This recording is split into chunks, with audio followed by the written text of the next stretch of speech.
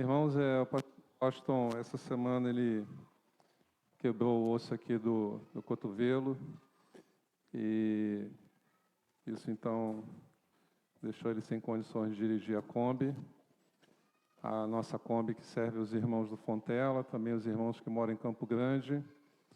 Apesar disso, eu estou vendo alguns irmãos de Campo Grande aqui hoje à noite. Eles deram o jeito deles, né? Devem ter vindo de Uber.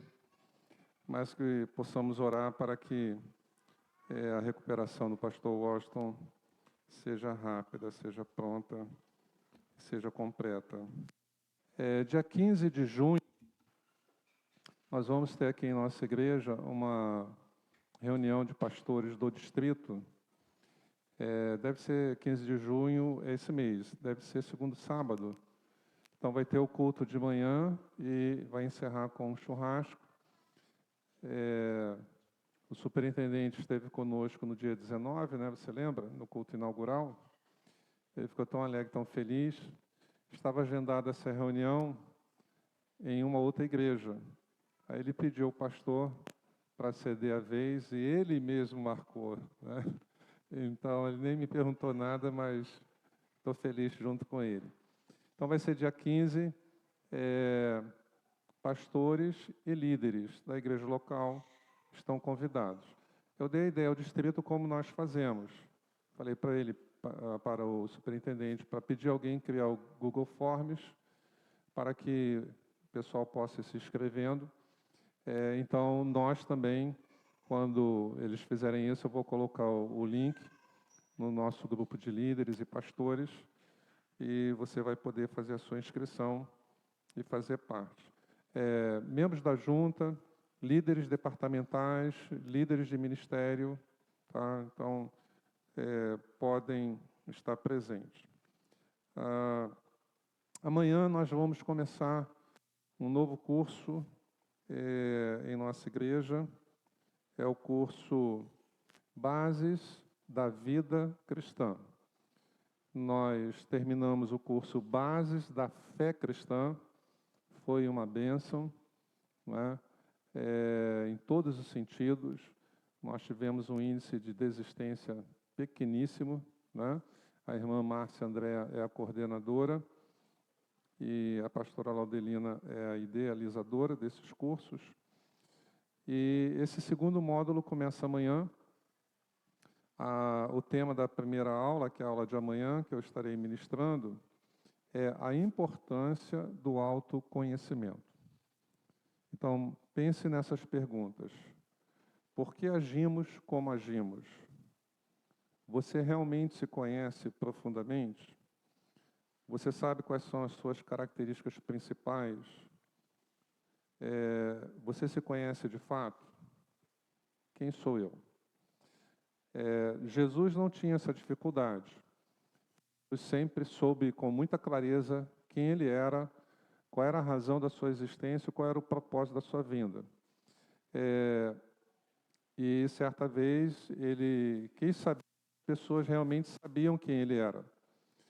Mas nós, muitas vezes, nós precisamos de ouvir o que vamos ouvir amanhã para nos ajudar a termos esse autoconhecimento. Eu vou falar sobre o que é o autoconhecimento, por que ele é importante, como esse autoconhecimento você pode adquiri-lo e os 10 benefícios que trará a você ter esse autoconhecimento. Você realmente saber quem você é, você se conhecer, né? Então, o link para a inscrição está no grupo da igreja. Se você não faz parte do grupo da igreja, você pode fazer o curso, tá? Então, esse curso é aberto a qualquer pessoa interessada. São 12 aulas, sempre na segunda-feira, das 20 horas às 21h30. Então, você, se não fez a sua inscrição, há uma vaga reservada para você.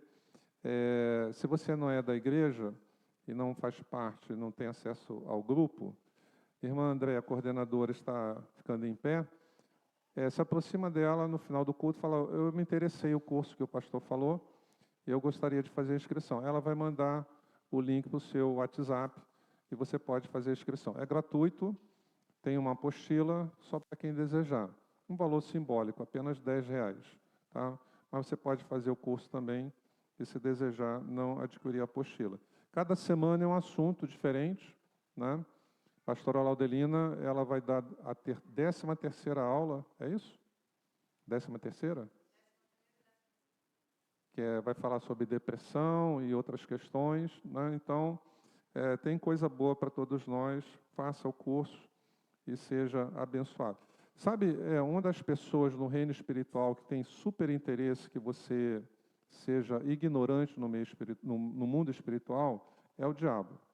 Porque quanto menos você sabe, é mais fácil ele te enganar. Então, saiba disso e aproveite as oportunidades de investir no seu crescimento espiritual, porque você vai identificar com mais facilidade as meias-verdades e vai ser mais difícil o diabo enganar você.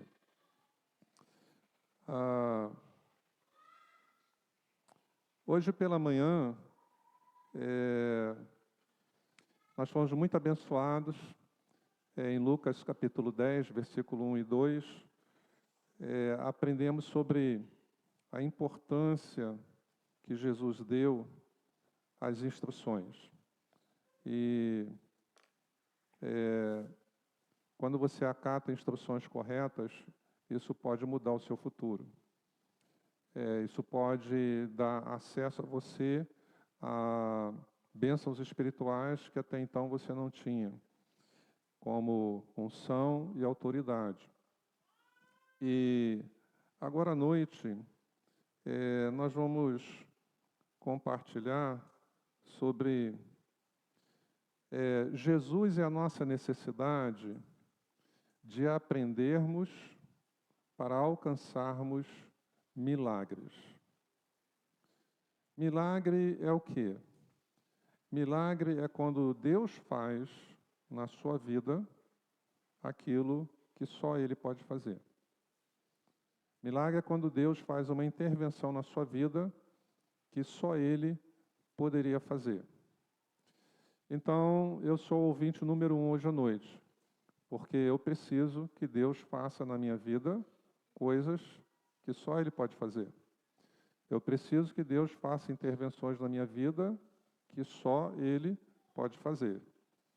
Então, eu vou falar, mas eu também vou prestar atenção, porque eu também quero aprender. É uma necessidade minha aprender com Jesus para alcançar milagres que Deus tenha para a minha vida. Então, abra sua Bíblia em São João, capítulo 5. Vamos extrair no capítulo 5, do verso 1 até o 9, aquilo que eu e você precisamos aprender para que nós possamos alcançar o milagre que Deus tem para nós. João, capítulo 5, do versículo 1 ao versículo 9. Passadas estas coisas, havia uma festa dos judeus e Jesus subiu para Jerusalém.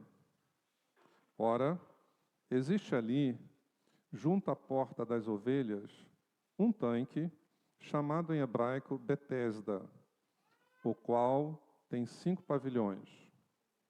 Nestes jazia uma multidão de enfermos, cegos, coxos, paralíticos, esperando que se movesse a água. Porquanto um anjo descia em certo tempo, agitando-a, e o primeiro que entrava no tanque, uma vez agitada a água, sarava de qualquer doença que tivesse. Estava ali um homem enfermo, havia 38 anos. Jesus, vendo-o deitado e sabendo que estava assim há muito tempo, perguntou-lhe: queres ser curado? Respondeu-lhe o enfermo: Senhor, não tenho ninguém que me ponha no tanque quando a água é agitada, pois, enquanto eu vou, desce outro antes de mim. Então lhe disse Jesus: levanta-te, toma o teu leito e anda. Imediatamente o homem se viu curado e, tomando o leito, pôs-se a andar. Até aí.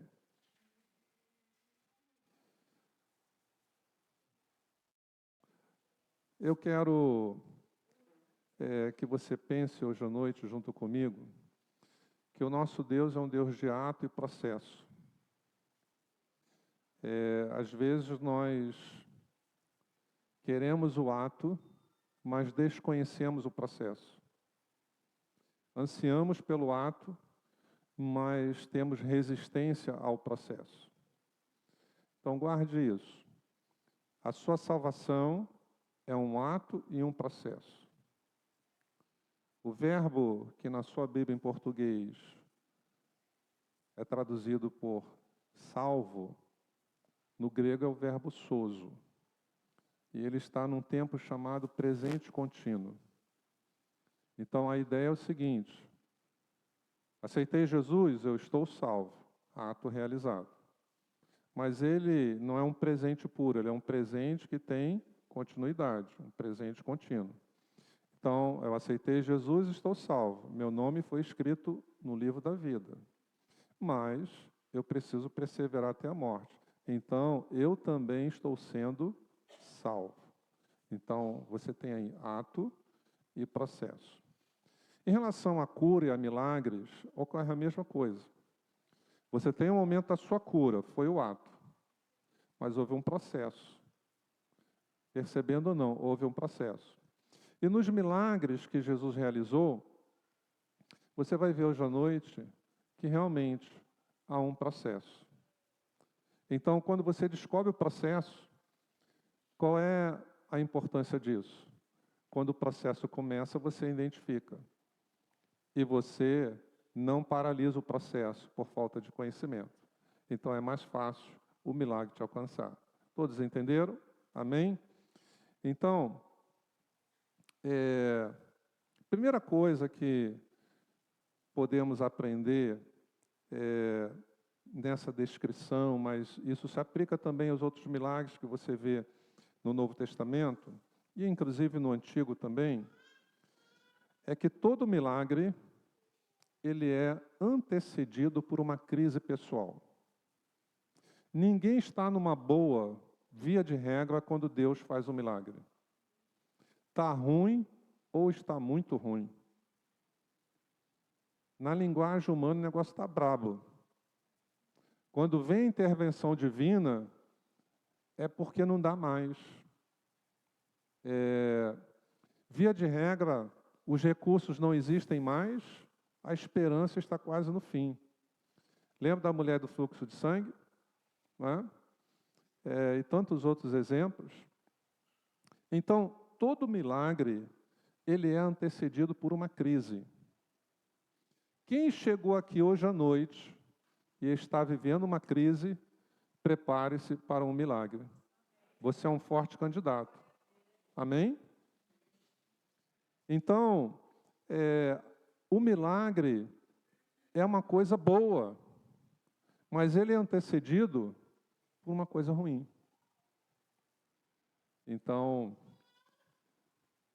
acho que nós poderíamos pensar, meu Deus, não vou mais reclamar da crise, né? Cala-te boca. Né? Porque eu estou na fila do milagre. Se a minha vida está em crise, eu estou na fila do milagre. Glória a Deus e aleluia por isso. Né? Muda a nossa visão de crise. E qual era a crise aqui? No versículo de número 5, eu acho que aí está embutida a crise para nós. Quando houve uma preocupação do Espírito Santo, usando o escritor, para nos dizer o tempo de espera que esse homem estava ali. Qual era o tempo? 38 anos. Tá? 38 anos esperando sem alcançar, 38 anos sem ter ajuda. Isso significa que ele estava encerrando um ciclo de vida sem ter uma solução. Quando você vive um ciclo inteiro da sua vida sem a solução que você necessitava, aquilo não se modificou. podemos dizer, isso é uma crise. 38 anos esperando um milagre, uma intervenção extraordinária de Deus em uma área da sua vida. E nada aconteceu. Então, isso pode significar uma crise. Ele estava completando quase 40 anos. 38 anos representa um ciclo se findando na vida dele sem a solução. E 40 na Bíblia tem alguns significados variantes, mas um deles é a preparação para algo novo que vai acontecer. Então, que coisa maravilhosa, né? Antes de completar 40 anos de espera, aos 38 anos de espera, encerrando uma crise, Jesus de Nazaré vai lá e fala, eu vou fechar esse ciclo junto contigo, fazendo um grande milagre na tua vida. Cadê o glória a Deus? Não é? Jesus tendo essa sensibilidade, ele não vai encerrar esse ciclo sem a minha intervenção. Ele suportou essa grande crise durante esse tempo prolongado, então ele está aprovado. Agora encerra-se a crise e eu dou a ele o milagre. Aleluia, amém. Que hoje seja uma noite de milagres na nossa vida. Que hoje seja uma noite em que o céu declare que o seu ciclo está terminando, mas o milagre que você vem esperando há tanto tempo, ele vai ser liberado. Amém?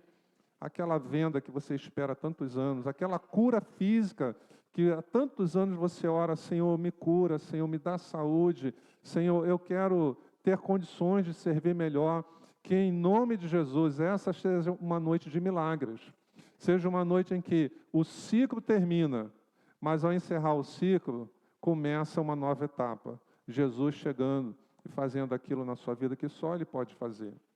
Então, todo milagre é antecedido por uma... Vocês estavam distraídos, eu vou repetir. Todo milagre é antecedido por uma crise. Segunda coisa que podemos aprender é que todo milagre começa com uma conversa. Que coisa interessante. Na Bíblia, a maioria dos milagres começa com um bate-papo. Não é com choro, não é com desespero, é com uma conversa.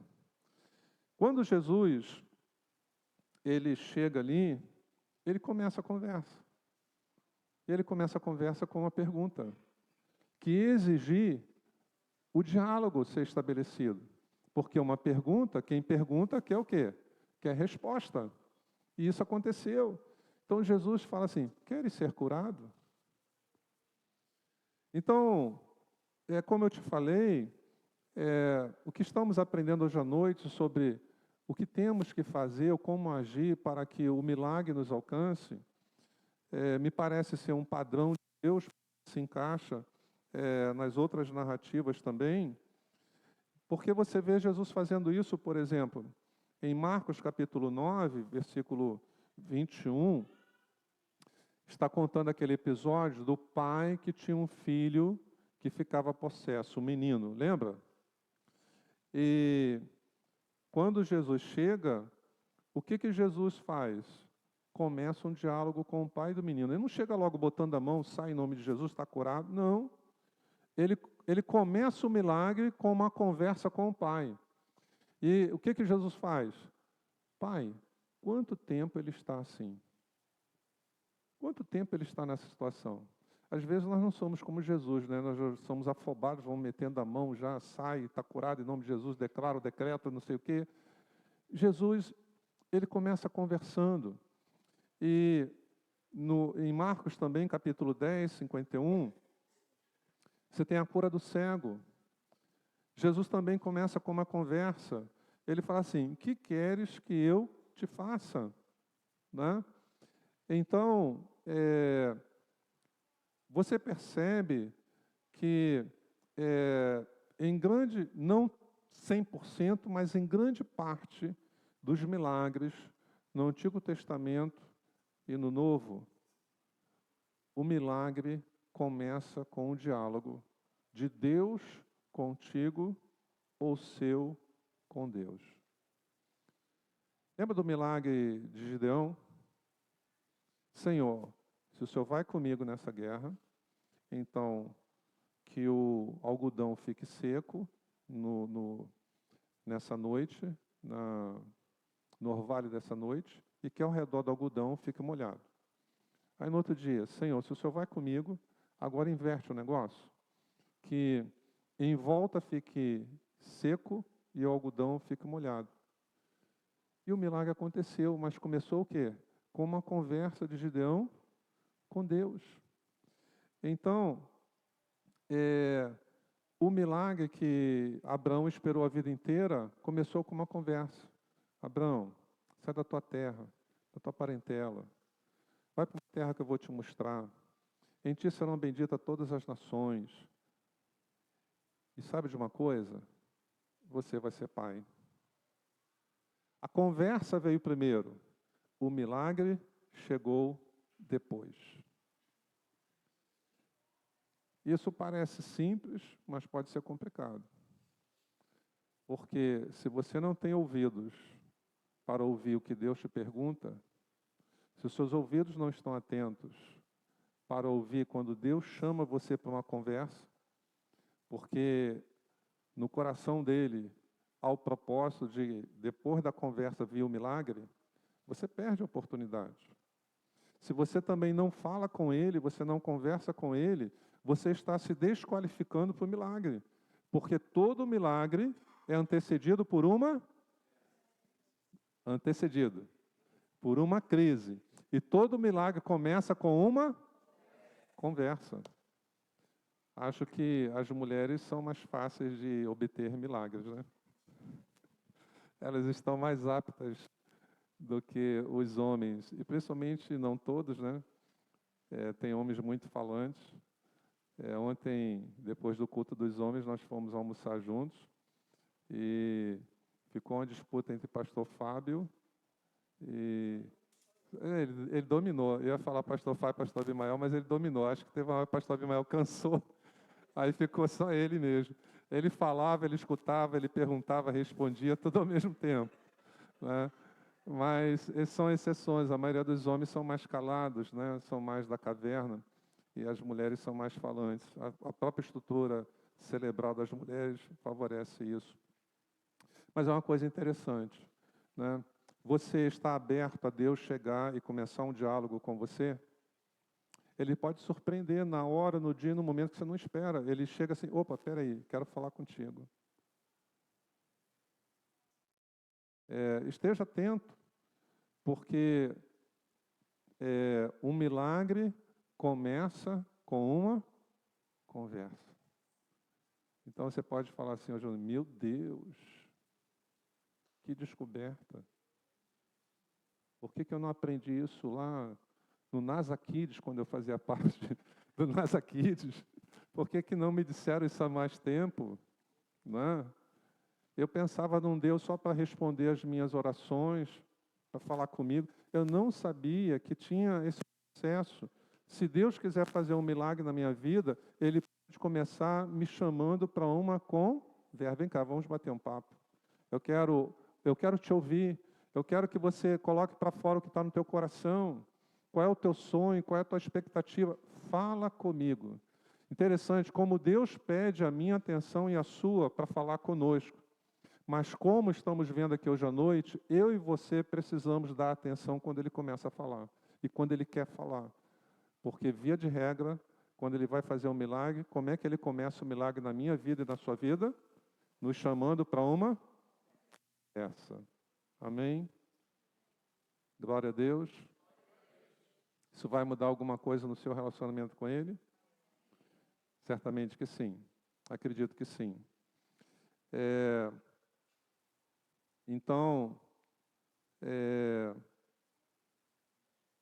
terceira coisa que devemos aprender para que um milagre nos alcance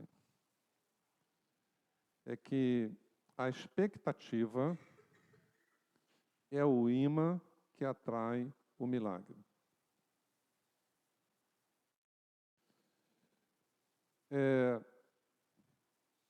Nós não gostaríamos que fosse assim, mas é assim. Como é que é esse negócio? Milagres não ocorrem onde eles são necessários. Eles ocorrem onde eles são desejados, esperados. Quantos enfermos tinha aqui na ocasião que necessitavam de milagre? Eram tantos que não diz a quantidade. Dá uma olhadinha no versículo 3, que diz assim, ó, nestes jazia uma multidão de enfermos. Uma multidão necessitava do milagre. Jesus só fez para quem tinha expectativa, apesar do longo tempo de espera. Então, você dizer assim, eu preciso, não é tudo. Você dizer assim, Deus sabe que eu preciso desse milagre, não é tudo. Porque às vezes você precisa e Deus sabe que você precisa. Deus encarnado sabia que todos que estavam ali precisavam de um milagre. Mas quem tinha expectativa era este homem. Então, às vezes, qual é o nosso problema? Desconhecendo esse processo de alcançar o milagre, demora e você perde a expectativa. Deus não fez até agora, então Ele não vai fazer mais. Acaba a expectativa. Mas a expectativa, vamos dizer, é o último degrau para que aquilo aconteça. Então, quando Jesus chega, Ele verifica que o tempo tinha sido longo daquele homem, mas a expectativa não tinha terminado. Ele não fala para Jesus coisas que demonstrariam para mim e para você que a expectativa dele tinha terminado. Porque ele poderia ter dito assim, minha idade já passou, não consigo, não dá mais tempo, não tem mais jeito, eu desisti, eu não quero mais. Mas a resposta que ele dá a Jesus, quando Jesus abre a conversa com ele, o diálogo, ele fala, Senhor, não tenho ninguém que me ponha no tanque quando a água é agitada, versículo 7. Pois enquanto eu vou, desce outro antes de mim. Jesus viu, olha, são 38 anos que ele não está apenas esperando, mas ele está com a expectativa. Porque quando ele vê a água ser agitada, ele tenta de novo. Foi no primeiro ano, no segundo, no terceiro, no quarto, no quinto, no 18º, no 25º, no 30º, e ele vê a água sendo agitada, ele fala, agora eu vou. A questão dele é que a falta de mobilidade, ele não conseguia o tempo necessário. E aí ele fala, desce outro antes de mim. Então, Jesus viu, olha, todos necessitam de um milagre, mas ele manteve a expectativa. Como está a sua expectativa do milagre que você tem esperado Jesus fazer? Ela está viva ou ela precisa ser ressuscitada? Se ela precisa ser ressuscitada, essa é a noite para ela ressurgir no seu coração. Porque milagres não ocorrem onde são necessários. Milagres ocorrem onde eles são esperados, desejados. Por isso Jesus chegava e fazia parte do diálogo, você quer mesmo? É isso que você quer? Né? Você deseja isso? Então a expectativa. E a quarta e última lição, para quem quer aprender a alcançar milagres, é que quando você pede um milagre, Deus sempre te dá uma instrução. Quando você pede um milagre, Deus sempre te dá uma instrução. Versículo 8, você vê isso. Jesus, ele dá uma instrução para ele. Na obediência à instrução, ocorreria o milagre. Jesus fala assim, levanta-te, toma o teu leito e anda. Não era o milagre, era uma instrução, está me entendendo? Milagre seria se Jesus falasse assim, você está curado. Mas Jesus não fez isso. Eles conversam, ele está naquela situação, Jesus fala assim, levanta, pega a cama e vai embora. Uma instrução. Quando ele escuta a instrução e decide colocar a instrução em prática, o milagre da cura aconteceu. Então, a instrução de Deus para nós é um convite para experimentarmos o milagre. E Jesus fez isso em outras ocasiões também. A cura de Naamã aconteceu antes dele colocar as instruções em prática ou enquanto ele colocava a instrução em prática? Quando ele colocava a instrução. O profeta falou, vai lá no Rio Jordão, se banha 7 vezes. Ele não quis colocar a instrução em prática, o milagre não aconteceu. Os soldados o convencem, coloca a instrução em prática. Ele foi e colocou. Quando ele finaliza de colocar a instrução em prática, no 7º mergulho, quando ele olha, caramba, estou curado. Porque isso envolve humildade para obedecer, isso envolve atitude de obediência.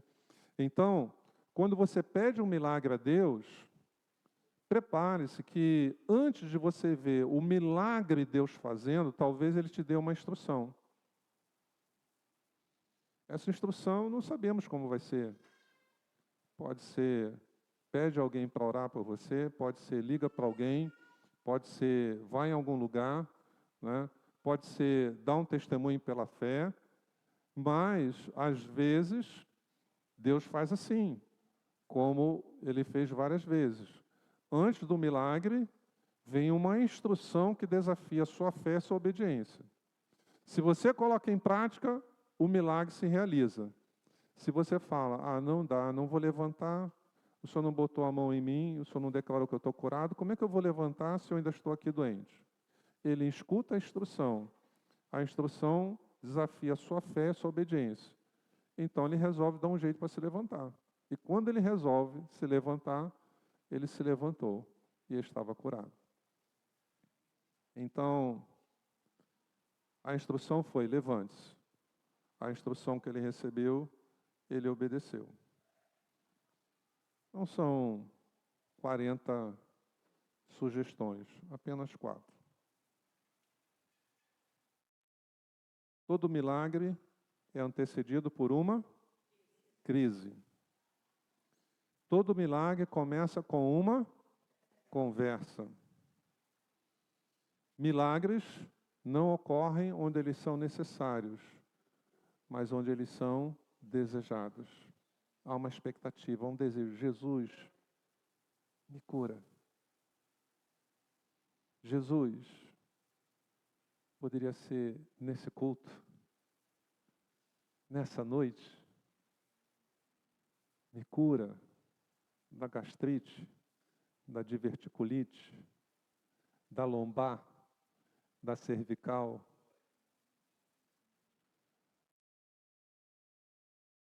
Expectativa. Expectativa é desejo, é fé. A mulher do fluxo de sangue tinha essa expectativa. O superintendente pregou, domingo retrasado sobre ela. Expectativa, desejo. Então, por último, antes de Deus fazer o milagre, às vezes o que Ele dá para nós, dá para você? Instruções. Faz isso. Aí é um teste de humildade e obediência. Faz isso. Liga. Faz esse tipo de oração. Não é? Pede fulano para orar por você. Instrução. Então, é hora de nós orarmos. Vamos ficar em pé e fazer isso agora?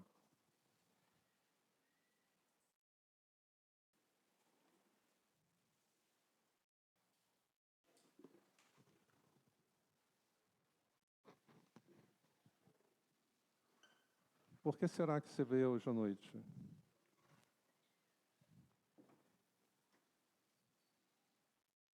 Eu acho que nós podemos ter uma resposta, porque cada um de nós estamos aqui hoje à noite.